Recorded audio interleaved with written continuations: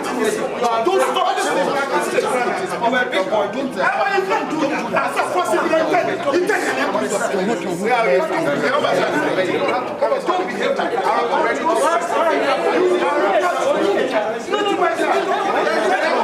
Go and let's react to it. Go and take a force of No.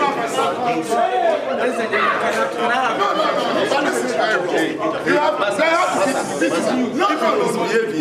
when you were talking, nobody came here. When you were talking, nobody came here. Yes. When you were talking, nobody came here. So leave here. When you were talking, nobody came here. So leave here. I'm telling you, when you were talking, nobody came here. I'm saying it. When you were talking, nobody came here. So leave here.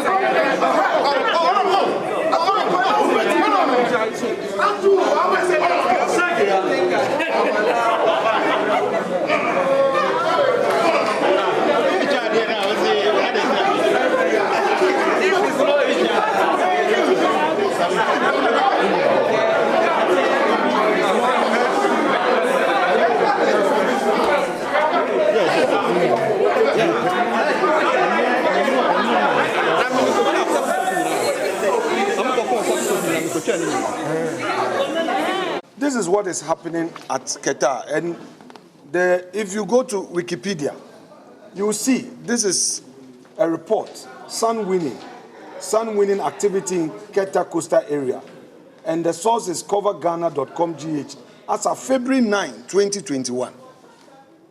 As of February 9, 2021. This is what is happening there. Now, per our research and the research of the majority, we relied on fourthestate.com. They have done some work in that area, and they titled that work, "Dear Sea, you are invited into our homes. The sand is gone." And much as government is making effort to provide relief, the relief items are themselves not the solution. They are temporary relief after the whole thing has occurred. But then what steps can we take? And this is where I am appealing to stakeholders in that region to work together with those involved in sand winning, because the research is clearly pointing to the fact that these activities are making the people there more vulnerable, and it will cost the nation more money in terms of recovery, in terms of settling these people. The Honorable Deputy Majority Leader says this is attributable to sand winning. That is the most pathetic statement I have heard on this matter. He demonstrates a certain lack of understanding of the geomorphological formation and causage of denudation of our coastline in this country. Sand winning does not cause tidal waves to pound coastlines. The destruction of our coastline caused by tidal waves is as a result of the rising in the sea level. So, and he has come here to bring a picture that clearly is not even reflective of the coastline of Keta or Aplau or Angloga or where I come from. Our coastline has no forest on the coastline. Our coastline from Aplau to Anyangwi through Angloga is full of pristine sand. The communities where the sea defense is were not as badly hit as the ones that don't have any at all. So the evidence is there. It's clear that we do need the sea defense. And of course, yes, interim, I agree that we should find a decent place for the people to live, give them a warm meal to eat, to nourish them, because that's making sure they live in dignity. And so within the shortest possible time, that should happen.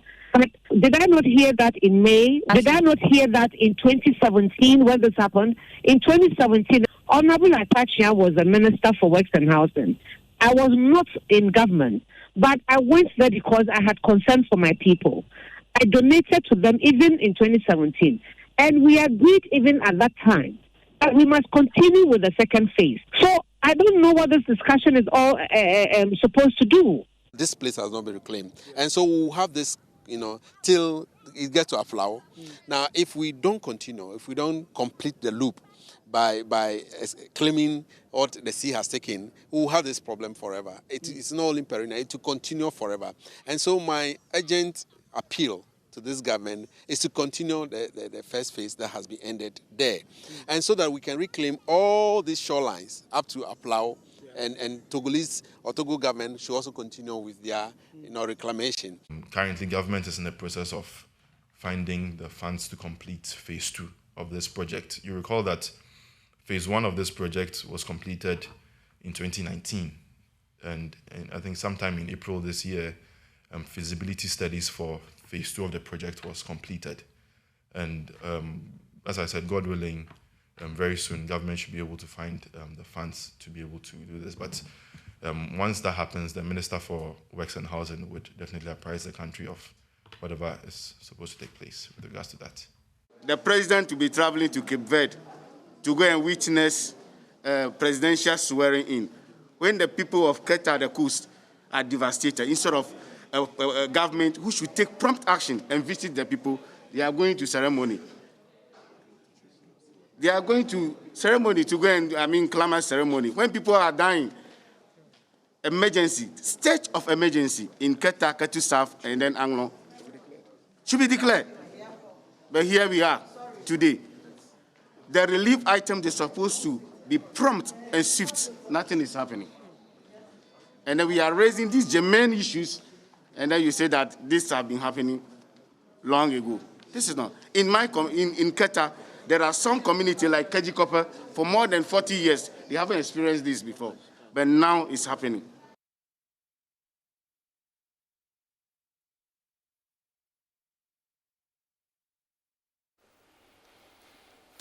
Welcome back. So you've been listening to a number of people who have had to speak about this subject. You heard Afenyo Marking, who is MP Efutu, and also the Deputy Majority Leader in Parliament. They held a press conference yesterday to bring a new perspective to the discussion, which they said has been lost in the whole discussion so far, and which they insist that as government is doing its best, there also is a need to look at that issue of sand winning, which they blame for aggravating the situation there.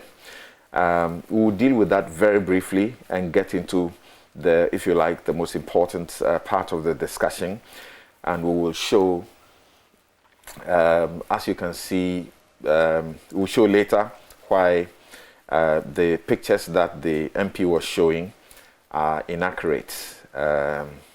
Then you heard Dafiamapo, Roxanne Nelson, Dafiamapo, also MP, Saudai, who also had issues. And there almost, was a brawl in the House because the MPs felt that the photograph that was being displayed ought not have been displayed because it was, if you like, quote unquote, fake. It is actually not about Keta. It's not a photo generated in Ghana. Unfortunate, but that happened. So that's a picture you see in your shot again, which is being credited to the Keta area. That is where you find this sand winning going on. Unfortunately, it is a picture from Sierra Leone, where you see the sand, the trucks that are packed. Yes, you see these trucks. It's actually not a photograph from Ghana. It's from Sierra Leone. And this was being shown as being Keta here in Ghana. And that's a big reason for what is going on. So they almost threw some blows there, but people were at hand to separate and ensure that it didn't happen between Dafiamapo and Dr. Stephen Amwa. You heard Jifa Gomashi also speaking on the matter. In the whole of the week, she has been speaking and literally weeping for her people in the area. Emmanuel Bejra, also MP, also speaking about it and asking urgent action by government. Then Eugene Ahin, Communications Director, the presidency, speaking and giving some hope that very soon, I don't know if that's the usual political very soon, they said very soon, phase 2 of the project will continue to save the situation. We will bring you pictures, more pictures of what you may have seen happening in Keta in the course of the week from the 7th of November.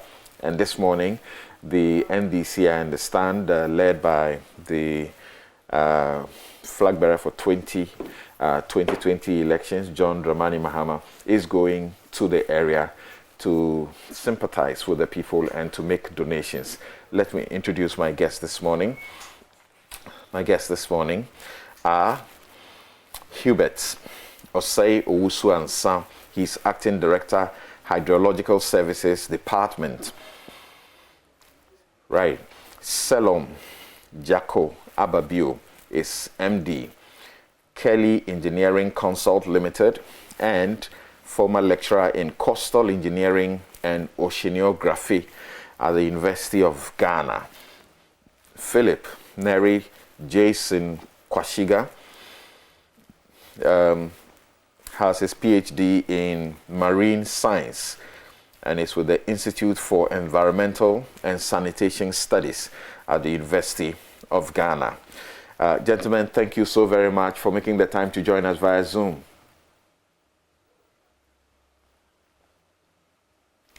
Good morning, sirs. Good morning. Good. Thank you for having us. Great. I'd like to hear each one of you so that we are clear that we have you in clear sound.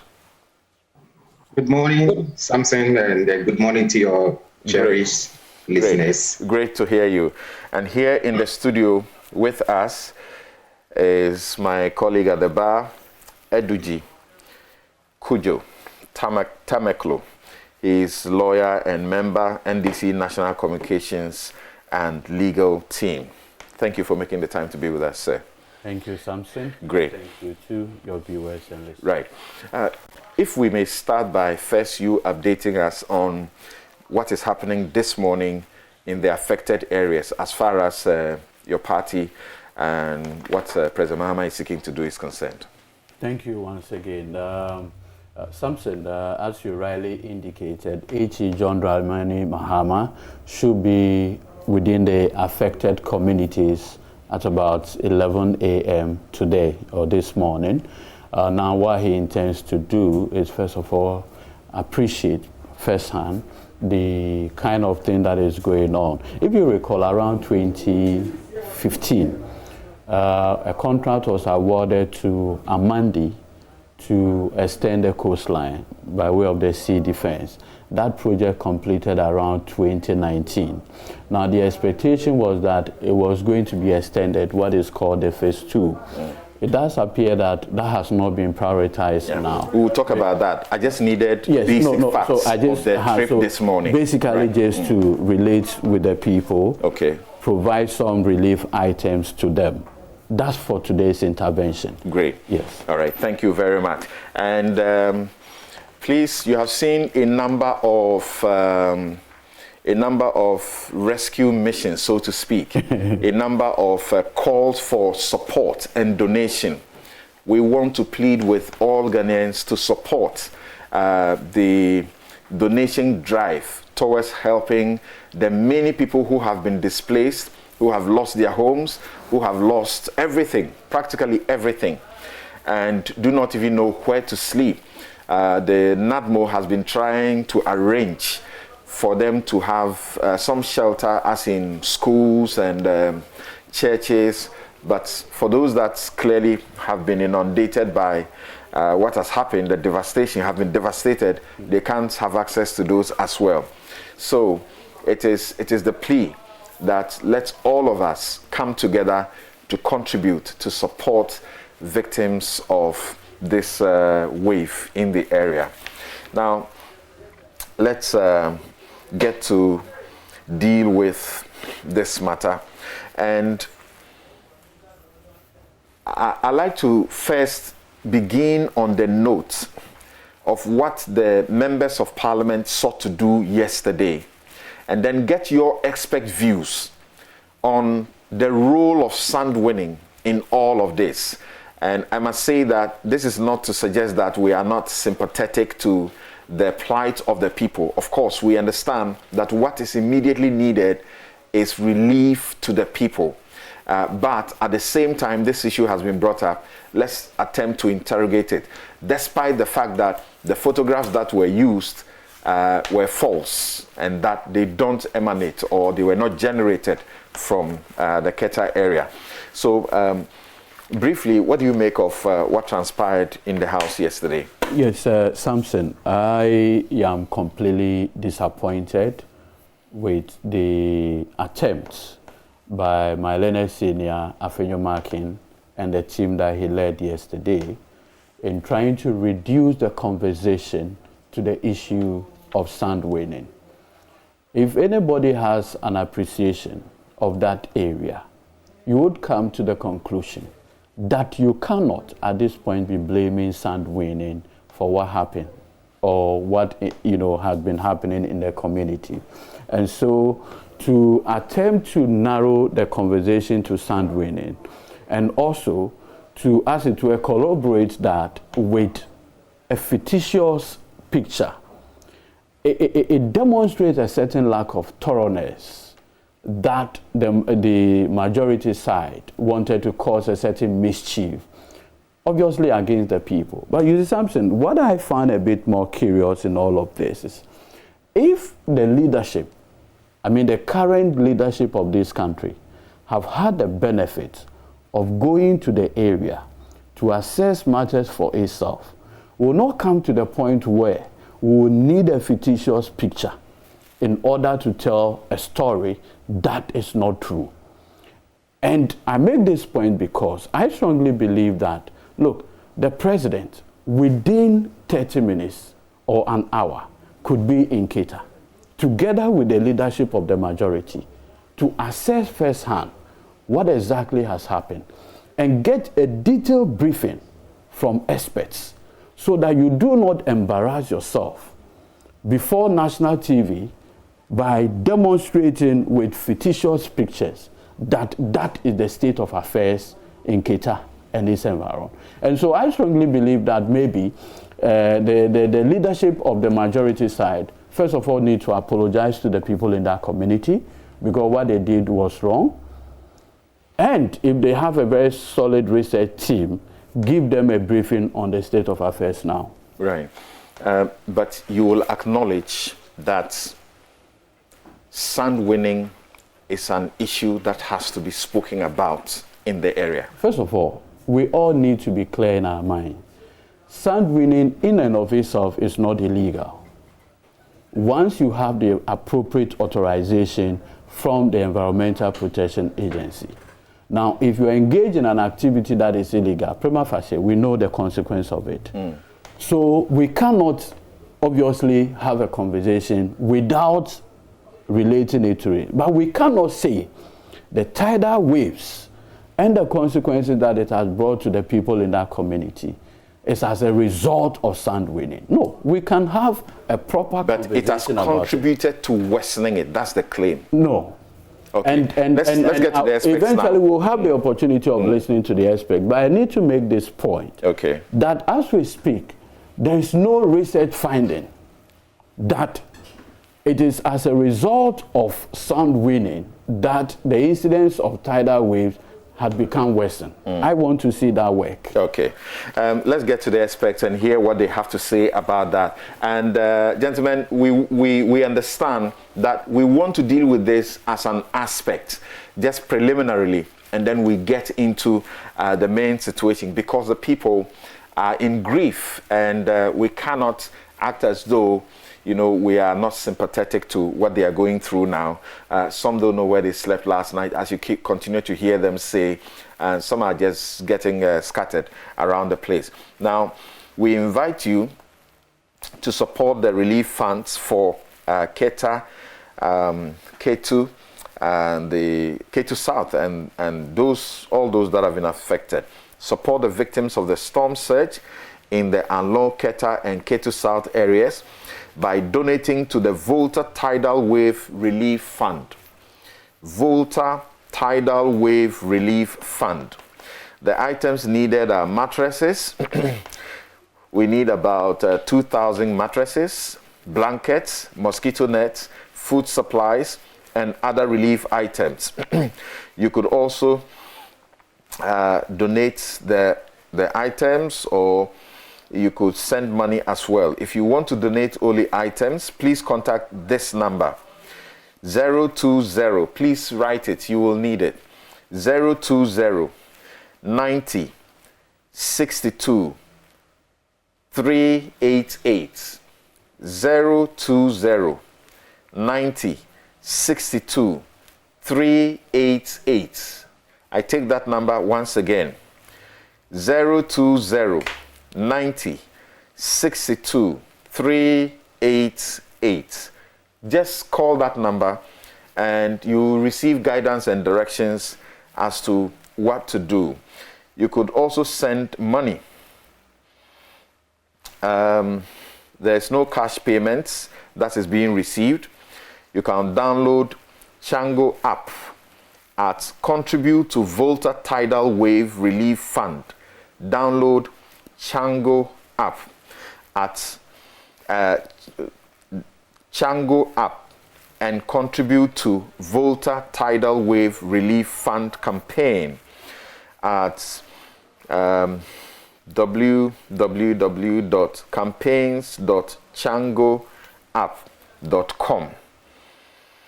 The short code is star 889 hash. Star 887 star 889 hash to all networks. This is also one way you can donate. The short code is star 887 star 889 hash. Please take note of that. Star 887 star 889 hash to all networks. Please, let's help those affected. Now, let me speak to my experts. Now, let's start with Hubert. What do you say about the intimation that the minority want us to pay attention to? To what extent does sand winning contribute to what has been experienced in this area? And it is not a matter for today. Professor Kofi Awono, the professor who taught me, God bless you, so the professor who taught me creative writing at the University of Ghana, wrote as far back as 1964, talking about the way the sea was eating the land at home, carrying fowls away, cooking pots and ladles, how the sea at home had caused people to wail and had brought mourning shouts of the women and forced them to call to the gods to worship and to ask them to protect them from the angry sea, among others. So let's first begin to interrogate the science in the claim of sand winning being the worsening factor in what we are beginning to see. Yes, what do you know about what is going on there, and to what extent does it contribute to what we are seeing? Thank you very much.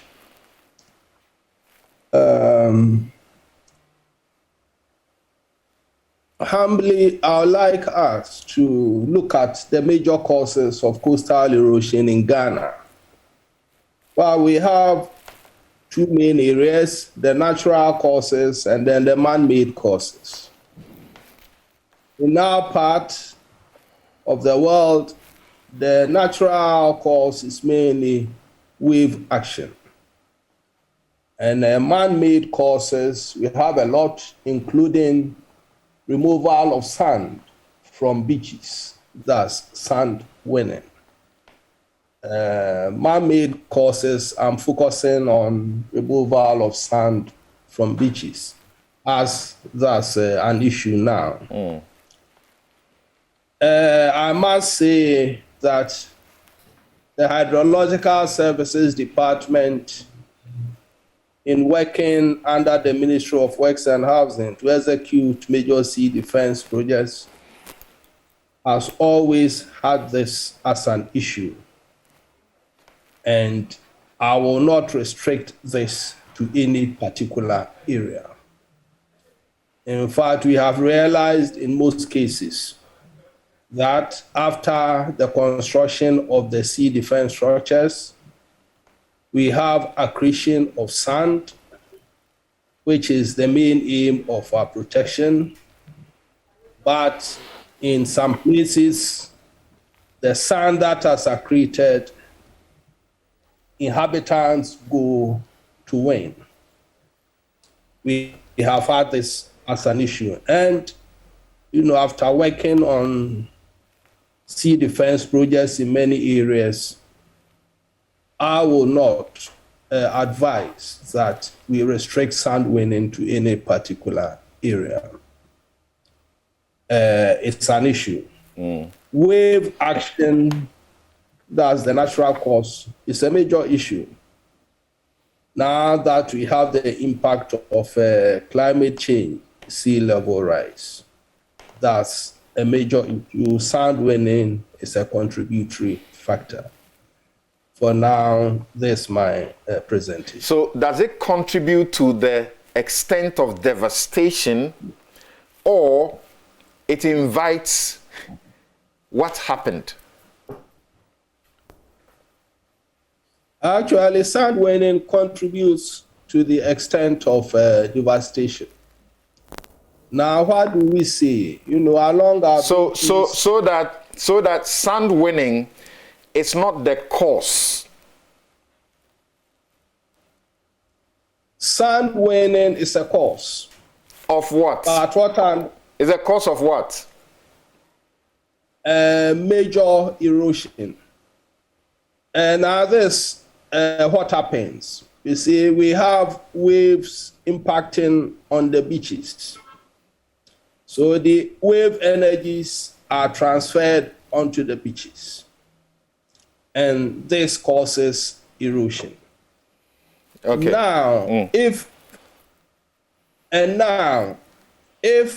sand winning is taking place, what happens is the beaches are deprived of sand, and for that matter, the wave is able to move closely to the communities.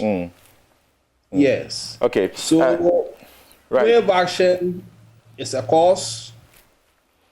As I said, that's the natural cause. Yes. Then we have man-made causes, including sand winning. Is it not to be understood this way? Forgive my lay appreciation, and I want to carry my audience to along. So when I'm asking questions, please pardon me, but it is so that we can, as it were, sift out what helps us. Is it not the case that the natural cause, which is wave action, is the cause, but activities including sand winning will make you more vulnerable once there is the wave action, but it is not the cause? Wave action is a natural cause. Sand winning is a man-made cause. Now, let's look at it this way. Why do we implement these projects? We implement these projects to get accretion of sand. That's to get more sand on the beaches. That's to mitigate erosion. So now, if you have sand already on the beaches, and you go to, wen the sand, so it means you are causing beach erosion.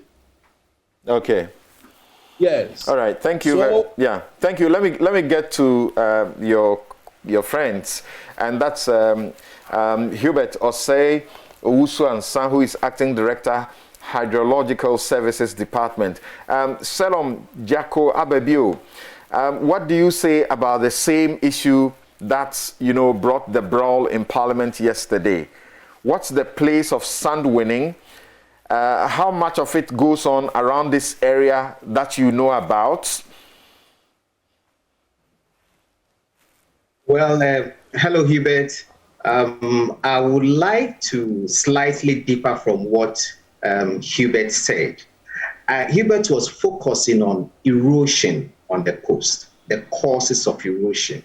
But I think what happened in Parliament was the storm surge that inundated the coastal environment. And I think it was there that the members of Parliament was debating the causes of the storm surge. We need to differentiate these two things. They are slightly different. They add up to the problems on the coast. The storm surge is a natural feature. We tend to call it tidal waves over time, and that's become the common name. But a more technical term is storm surge. Surge means that the water level has gone up. I could tell you the factors usually that will result in a storm surge. You would need to have a storm happening offshore, which is pushing winds, strong winds towards the shore, or we talk about a long fetch. You need to have possibly a high tide, a spring tide, which would elevate the water level such that when the storms come, the sector moves. You would need to have a low-lying coastal environment. And you need to have all these factors aligning. The stars need to align perfect. That is why it doesn't happen every day. So when the storm surge is coming from the South Sea, long fetch towards the beach, and then if you also tend to have very hot weather, which is, if you remember your geography, will result in a low cell, atmospheric cell over, or low pressure cell over the area. That low barometric pressure could also cause the water level to rise up naturally. So you add all this up, and you have water rushing to the inland areas. When I look at the data after the storm surge, I noticed that we had a spring tide, high tide. The highest of the tide was at dawn. So that worked very well. There was a storm from the Atlantic Ocean, piling a lot of wind towards the beach. Then we had experienced a lot of hot weather. So probably there was a low pressure cell over that area. This added up and overtopped the coast. What Hubert was saying is that Go ahead. The sand is supposed to act as a natural barrier over this. Now, periodically, there's overtopping. Naturally, it happens. However, if you remove the sand, then you are more likely to have an overtopping sequence. I know that all along the coastline of Ghana, there is sand winning.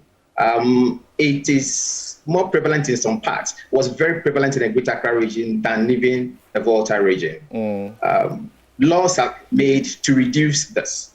The intensity has gone down. There's very little industrial scale sand winning that goes on, to the best of my knowledge. It does happen in small scales. But whichever scale is happening on, it has the potential to cause this. However, we need to understand that there is that storm surge that happened, which was a result of so many factors coming together and causing the water level to go above the ground. I need a bit of understanding over this. You have taught in coastal engineering and oceanography at the university. The expectation had been that if there will be anything, it will happen, is it June and July? Because my reading of when these things have happened it does appear they have happened around June or July. Why this time in November? Probably climate change. That's what we are experiencing. Rainfall patterns have changed all over the country. Storms have changed. We are now in a different type of climate as the world is changing. There's been quite a difference in oceanographic patterns.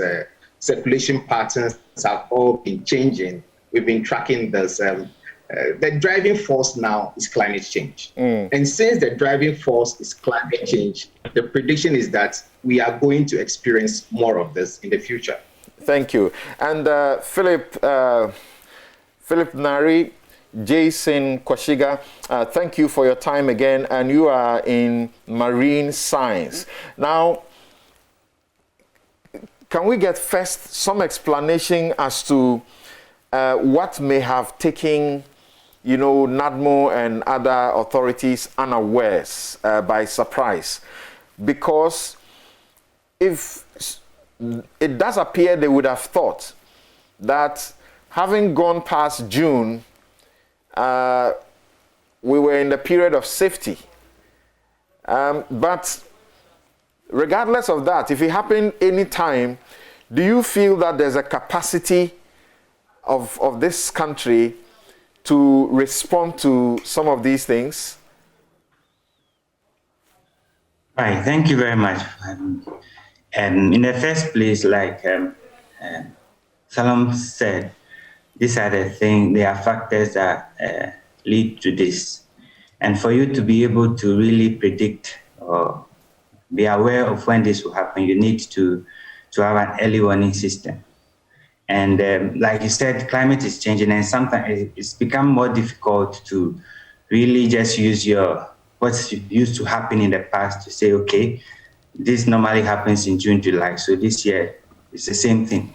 That is changing. So the ideal would be to have an early warning system in place. In that case, then we are ready to better prepared to handle whatever comes up as in the form of storm surge. In terms of capacity, I would say that I can't answer for NADMO, but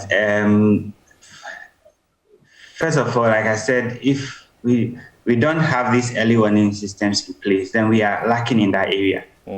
If it comes to being able to predict. Okay. Now, what's your take? What's your take on the role that human activity, including sand winning, which we are told appears to be replacing the common job in the area? What is the role that it plays? Because fishing and farming have been the mainstay of the people within the coastal, areas, including these places. And suddenly it does appear that they can't make much out of that. So it's the sand winning that is now replacing those other jobs. What do you know about the level of this problem of sand winning, and what's your understanding of how much it contributes to the level of devastation when there is a natural activity like the storm surge? All right, thank you. I must say that I grew up in Keta, so I know the terrain a bit. And I know that sand winning goes on along that stretch. But to the magnitude, I cannot really say. And like previous speakers already said, it definitely contributes. In fact, we did a paper just last year, and one of the recommendations was that we should try and halt this sand winning, because once you are removing the sand, like Salom said, you are making the place more vulnerable. You are lowering the place more, and then once there is a surge, it easily comes in and flood the place. You are removing the protection that you get, right? Yes, you remove the natural protection from the place. And I see that happening at some places. You go, even during the Keta Sea defense, there was an artificial dune that was created to help in this. And you see some places you go and they are removing it. So definitely it increases the vulnerability. That is why there is a need to put a stop to it. No matter the level at which it is, there is a need to halt it. Right. You say you don't know the extent of the issue of sand winning at the place, but do you have an idea how widespread it may be, and whether it will be anything close to the pictures that were shown from Sierra Leone, the capital Freetown, on the Hamilton Beach? That's where this is going on, and the majority, unfortunately, was misled to put this up. And over there, they indicate that up to 40 trucks, and some people have repeated this story, that's what happens at the place. Up to 40 trucks can be lined up at any one time to be loaded with sand. Along our coast, I know there was a study by Jonah, but that was on the central coast area, which we could see something close to that, where you saw trucks parked along the coast and removing sand. But if you come to our coast, in fact, once in a while, I go to that area a lot. Once in a while, I meet some trucks, not as big as what is shown, removing sand from the beach. And so I say from just what I've experienced that it is not up to that magnitude that is shown in that picture. And like rightly said, that is not from our coast. Okay. So for that side, from what I have seen and from observations when I go to the beach, it may not be up to that magnitude. Okay. So to any one of you, what do you know? Has there been a ban? I'll come to you quickly. Has there been a ban on sand winning along the coastal lines, or particularly this area? Yeah. Yes. I mean, sand winning from the coast and shingle winning from the coast has been illegal for a long time in Ghana. People have slipped in a little bit and, taking some on the blind side of the law. But it has always been illegal, as far as I remember, in our rules. And the EPA frowns very much on it. Hubert's place, HSD, they frown seriously on it because we know the problem. Hubert's previous predecessor, Dr. Williams Mensah, once told me that Job 16 was built from the sand that was taken from the coast of Accra. And that is why Accra experienced a lot of, erosion. So it's something that has been known probably in the 80s, or even before that. And there have been laws put in place to stop that. Yeah, so industrial scale sand winning from the coast, I doubt it.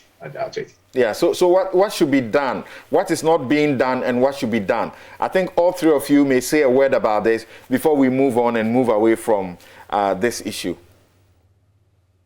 Well, one, education. We need to tell the local indigents that taking the sand, even though it may solve today's hunger issues, will create tomorrow's sleeplessness or lack of accommodation issues. And then two, enforcement of the laws. But education is key. We need to get a buy-in from the people who stay along the coastline. Let them see the importance. We've always insisted on that. Once the education is going and once the younger generation are picking it up, slowly those practices will die down. Okay. Education, enforcement. Yes, let's hear your colleagues. What do you have to say? Particularly for people who don't have some alternative livelihood. Yes, education.